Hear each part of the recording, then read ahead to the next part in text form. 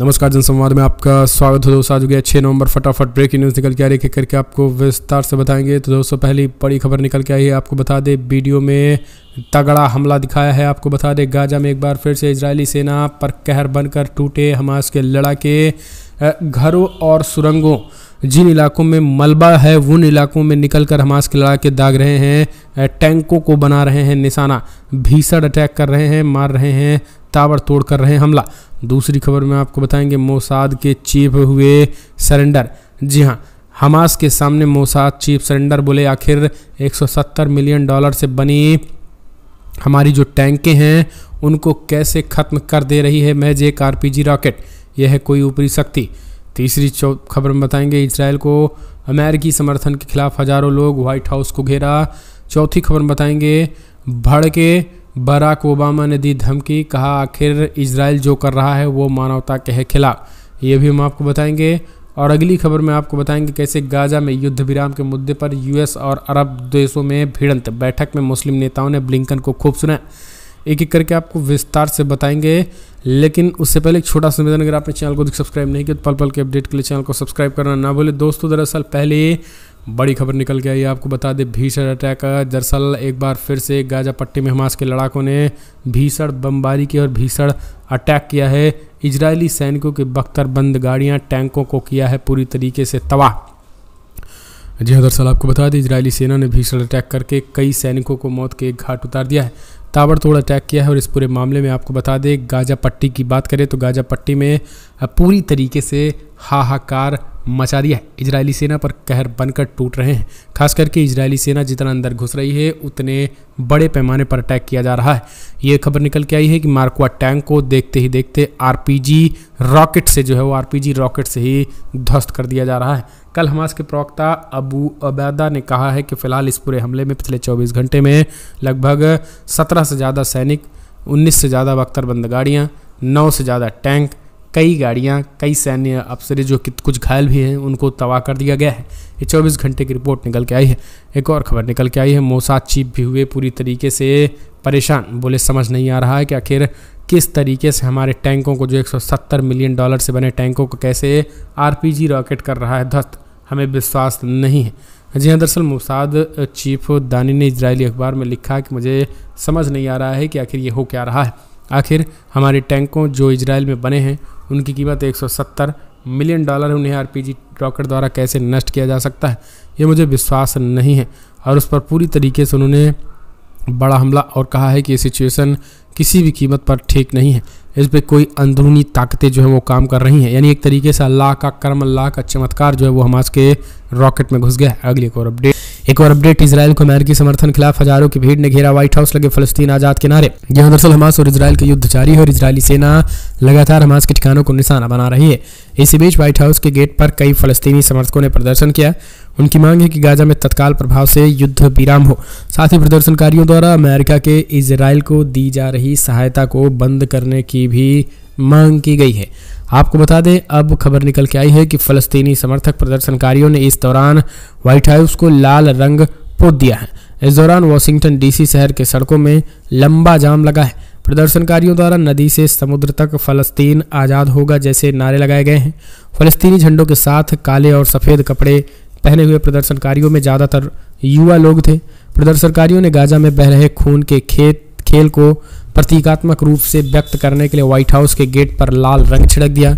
फ़लस्तीनी समर्थक प्रदर्शनकारियों ने कहा है कि हमें यहूदी राज्य नहीं चाहिए। 1948 के अरब और इजराइल युद्ध का जिक्र करते हुए कहा है कि हम चाहते हैं कि हम पूरी तरीके से युद्ध विराम हो। और यही कारण है कि पूरे बड़े पैमाने पर जो है वो इजराइल को अमेरिकी समर्थन के खिलाफ हजारों की भीड़ ने व्हाइट हाउस को घेर लिया और फ़लस्तीन आज़ाद के नारे लगाए हैं। एक और खबर निकल के आई है दोस्तों, 40,000 लड़ाके सुरंगों की जाल। गाजा में फंस सकता है इजराइल, पूरी तरीके से निकल कर रहे हैं युद्ध। इजराइल युद्ध गाजा पट्टी में मारे जा रहे लोगों के परिजन भी हो रहे हैं शामिल। जी हाँ, दरअसल इजरायली सेना ने गाजा पट्टी में ज़मीनी हमला शुरू कर दिया है। हालांकि ऐसा नहीं है कि इजरायली सेना जल्द ही हमास का खात्मा कर देगी और पश्चिमी एशिया में जारी लड़ाई खत्म हो जाएगी।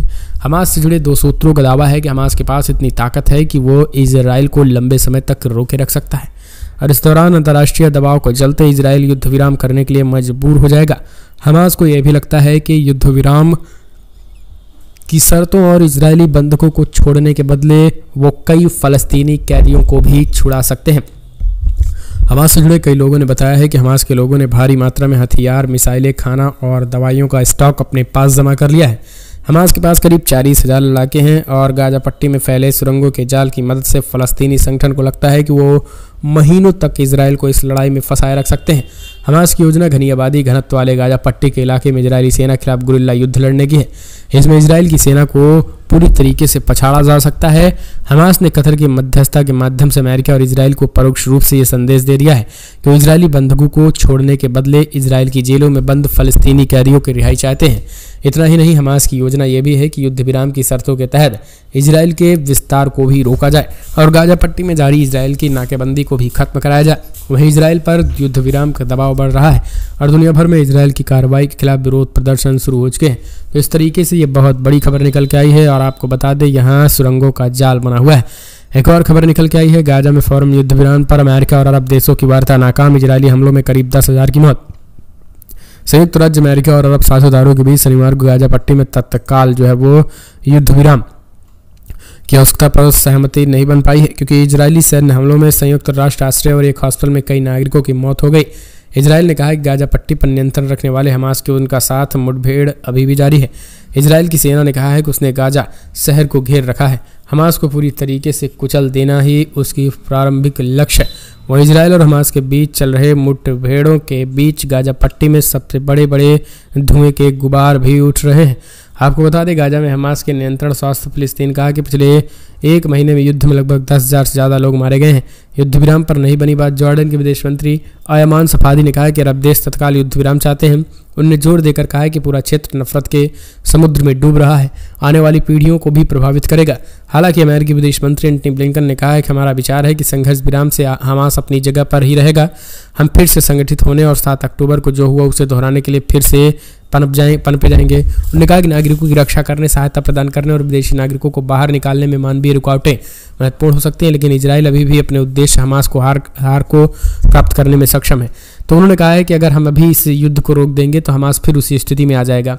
यानी हमास को खत्म करने की बात अमेरिकी विदेश मंत्री कह रहे हैं। एक और खबर निकल के आई है दोस्तों, गाजा पट्टी में बचाकर किसी तरीके से वापस लौटे इजरायली सैनिकों का बड़ा खुलासा। बोले, गाजा में हमने भूतों से लड़ाई की, मैं नर्क से बचकर आया हूँ। नेतन्याहू वीडियो से अपने लोगों को धोखा देते हैं और कहते हैं कि हम जीत रहे हैं। वहाँ अदृश्य शक्तियाँ कर रही हैं काम। वहाँ लोगों को जो है वो मौत के घाट उतारा जा रहा है। वहाँ कहीं से भी हो सकता है हमला, दूर दूर तक नहीं दिखता है कोई, रॉकेट आकर गिरती हो जाते हैं सैनिक तबाह। जी हाँ, दरअसल एक वीडियो सोशल मीडिया में वायरल हुआ है जो कि इजरायली सेना का है और इजरायली सेना जो बचाकर किसी तरीके से इजराइल की खास करके गाजा पट्टी से युद्ध के बाद वापस लौटे हैं, वो सीधे तौर पर इस वापस लौटने के बीच जो है वो उन्होंने वीडियो जारी किया और कहा है कि हम गाजा से लौटने के बाद इजरायली सैनिक ने कहा कि हमारी लड़ाई जो है वो अदृश्य शक्तियों से है, भूतों से, हमें दूर दूर तक कोई दिखता नहीं और अचानक हम पर अटैक होता है। अब इस तरीके से हम कोई वहां पर जितने भी सैनिक हैं कोई। एक और खबर, गाजा में युद्ध विराम के मुद्दे पर यूएस और अरब देशों में भिड़ंत। बैठक में मुस्लिम नेताओं ने ब्लिंकन को खूब सुनाया। गाजा पट्टी में इजराइल की भीषण बमबारी में अब तक लगभग 10,000 करीब फिलिस्तीनी मारे जा चुके हैं। इनमें अधिकांश बच्चे और महिलाएं हैं। वहाँ हताहतों की संख्या लगातार बढ़ती जा रही है। इसी बीच गाजा पट्टी में युद्ध विराम बातचीत के लिए शनिवार को जॉर्डन की राजधानी अम्मान में अमेरिकी विदेश मंत्री एंटनी ब्लिंकन और अरब देशों के विदेश मंत्रियों के बीच बैठक हुई है जो बेनतीजा रही। इस बैठक में संयुक्त राज्य अमेरिका और अरब वर्ल्ड के सहयोगी देशों के बीच गहरे मतभेद बने रहे। जॉर्डन के विदेश मंत्री द्वारा बुलाए गए शिखर सम्मेलन में अमेरिकी विदेश मंत्री के अलावा मिस्र, कतर, संयुक्त अरब अमीरात और सऊदी अरब के शीर्ष राजनयिकों के साथ साथ फिलिस्तीनी मुक्ति संगठन के महासचिव भी शामिल हुए। शिखर सम्मेलन में अरब नेताओं ने गाजा में तत्काल युद्ध विराम का आह्वान किया, लेकिन ब्लिंकन ने उसको ये कहते हुए विरोध किया कि गाजा पट्टी में युद्ध विराम से हमास फिर से संगठित होने और इजराइल पर एक और बड़ा हमला शुरू करने का समय मिल जाएगा। इस तरीके से उन्होंने कहा, जबकि सीधे तौर पर विदेश मंत्रियों ने कहा कि तत्काल इस पर युद्ध विराम होना चाहिए। इस मुद्दे पर विदेश मंत्रियों ने खाड़ी देशों के जमकर खरी खोटी सुनाई और उन्होंने बड़ा हमला बोला। एक और खबर निकल के आई है, पहली बार तालिबान को एक बड़ा प्रतिनिधित्व ईरान पहुंचा, युद्ध में कूदा। ईरान में आपको बता दें तालिबान सबसे बड़ी खबर निकल के आई है, जहां तालिबान अब आखिरकार ईरान के अर्थव्यवस्था में मंत्री के तालिबान के उप प्रधानमंत्री के नेतृत्व में तालिबान प्रतिनिधिमंडल में मुलाकात हुई। तालिबान ने ईरान से वित्तीय लेन देन, सीमा शुल्क, निवेश और सड़क परिवहन क्षेत्रों में तालिबान के साथ काम करने पर अफगानिस्तान के बाजार में अपनी मौजूदगी जत के 35% हिस्सेदारी बढ़ाने को कहा। इतना ही नहीं, उन्होंने बातचीत के दौरान खास करके हमास और इजराइल के बीच हो रहे युद्ध पर भी चर्चा की है। तालिबान ने कहा है कि हम इस युद्ध पर पूरी तरीके से नज़र बनाए हुए हैं, हम अभी आज़ाद हुए हैं, लेकिन हम जो है वो फ़िलिस्तीनियों के समर्थन में खड़े हैं। हम इस्टेब्लिश होते तो इस युद्ध में अभी तक तालिबानी लोग खड़े कूद जाते। यानी एक तरीके से तालिबान ने स्पष्ट कहा कि अगर हम अभी आज़ाद हुए हैं और अगर हम इस्टेब्लिश होते तो इस युद्ध में हम फ़िलिस्तीन का खुला समर्थन करते। एक और खबर, इजरायली मीडिया का बड़ा दावा, कब्जे वाले यरूशलेम में नेतन्याहू के घर के सामने हजारों लोगों ने किया प्रदर्शन और उनको तत्काल इस्तीफे की रखी मांग। जी हाँ, दरअसल बड़ी अपडेट निकल के आई है, जहां इजरायली मीडिया ने एक बार फिर से बड़ा दावा करते हुए कहा है कि कब्जे वाले यरूशलेम में नेतन्याहू के घर के सामने हजारों लोगों ने प्रदर्शन किया और उनके तत्काल इस्तीफे की भी मांग की है। अब जब भी अबू उबैदा बोलते हैं तो तेल अवीव में जो है वो एक तरीके से हिंसा भड़क जाती है। अबू उबैदा के बयान से लगातार इजराइल में सख्ते में है। एक और खबर, किसी के हाथ बेदाग नहीं, इजरायली एक्शन पर ओबामा ने खड़े किए सवाल। जी हाँ, इजराइल और हमास युद्ध के बीच एक बार फिर से ओबामा ने इजराइल सरकार पर बड़ा हमला बोला है। दरअसल आपको बता दें, ओबामा ने कहा है कि जिस तरीके से इजरायली सेना कर रही है वो किसी भी कीमत पर ठीक नहीं है, ये असहनीय है। दरअसल पूर्व अमेरिकी राष्ट्रपति बराक ओबामा ने इजरायली हमास जंग की कड़ी निंदा की। उन्होंने कहा है कि असहनीय कब्जे पर भी गौर करना होगा। बराक ओबामा ने कहा है कि संघर्ष सदियों पुराना है जो अब सामने है। ओबामा ने न केवल 7 अक्टूबर को इजराइल पर हुए हमले की निंदा की, बल्कि उन्होंने फ़लस्तीन में नागरिकों की पीड़ा के बारे में बात की। ओबामा ने अपने बयान में कहा कि हमास ने जो किया वो भयावह था और उसको जस्टिफाई नहीं किया जा सकता, लेकिन ये भी सच है कि जो फ़िलिस्तीनियों के साथ हो रहा है वो असहनीय है। पूर्व अमेरिकी राष्ट्रपति ने कहा है कि यह भी सच है कि यहूदी लोग एक इतिहास है जिसे तब तक खारिज किया जा सकता है जब तक कि वे अपने बड़े यहूदी विरोधी भावना के पागलपन के बारे में कहानियां न बताएं। और जो सच है वो यह है कि अभी इस जंग में जो लोग मारे जा रहे हैं वो ऐसे लोग हैं जिनका हमास के कृत्यों से कोई लेना देना नहीं है। यानी सीधे तौर पर कहा है कि आम नागरिकों का और हमास से कोई लेना देना नहीं है, और ना तो इस युद्ध में हमास के लड़ाके मारे जा रहे हैं।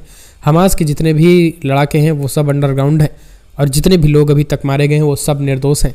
ये सच्चाई है।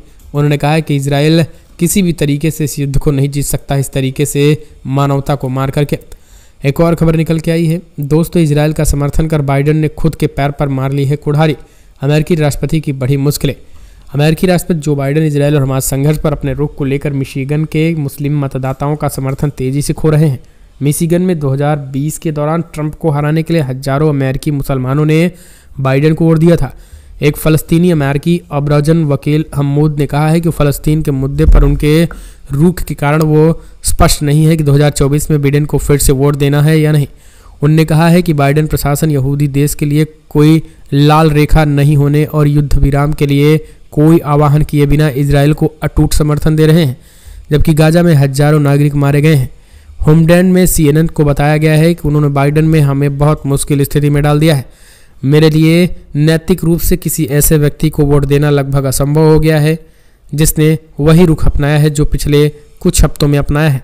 अरब और मुस्लिम अमेरिकी मतदाताओं का एक छोटा प्रतिशत है, लेकिन मिशिगन जैसे युद्ध के मैदानों में उनका प्रभाव बहुत अधिक है, जहां मुसलमानों द्वारा बाइडेन को स्वीकार करने के लिए उन्हें फिर से चुनाव में हार का सामना करना पड़ सकता है। और यही कारण है कि बाइडेन ने अमेरिका का तो जो नुकसान हुआ बाइडेन ने खुद का नुकसान कर दिया है। एक और खबर निकल के आई है दोस्तों, अल-कासम ब्रिगेड के लड़ाके तेजी के साथ कर रहे हैं अमेरिकी हथियारों को नष्ट। जी हाँ, अल-कासम ब्रिगेड ने अपने लड़ाकों द्वारा इजरायली सैन्य वाहन को तेजी के साथ नष्ट किया जा रहा है। इसका वीडियो भी प्रकाशित हुआ, इसका फोटोज सामने आया है। अल-कासम ब्रिगेड ने अपने लड़ाकों द्वारा इजरायली सैन्य वाहन को तेजी के साथ नष्ट करने का कई वीडियोज और फुटेज सामने आया है और ये चीज़ें साफ साफ देखने को मिल रही हैं। आप देख सकते हैं तस्वीरों में। आपको बता दें इस बीच झंडा भी फहराया गया है, यानी वहाँ पर जहाँ पर जिस इलाकों में इजरायली सेना पहुँची थी उस इलाकों में जो है वो हथियारों से जो है वो नष्ट करते हैं अपने हाथों से हथियारों को और फिर उसी इलाके में अपना झंडा फहरा देते हैं। तो ये एक तरीके से हमास के जो लड़ाके हैं वो हारते हुए नहीं दिखाई दे रहे हैं।